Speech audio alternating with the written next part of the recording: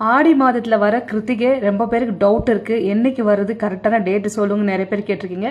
அதாவது ஆடி மாதத்தில் இந்த வாட்டி நம்மளுக்கு 2 கிருத்திகை வந்திருக்கு. அதனால் எந்த கிருத்திகை நம்ம திருவிழா கொண்டாடுவாங்கன்னு நிறைய பேருக்கு டவுட் இருக்குது.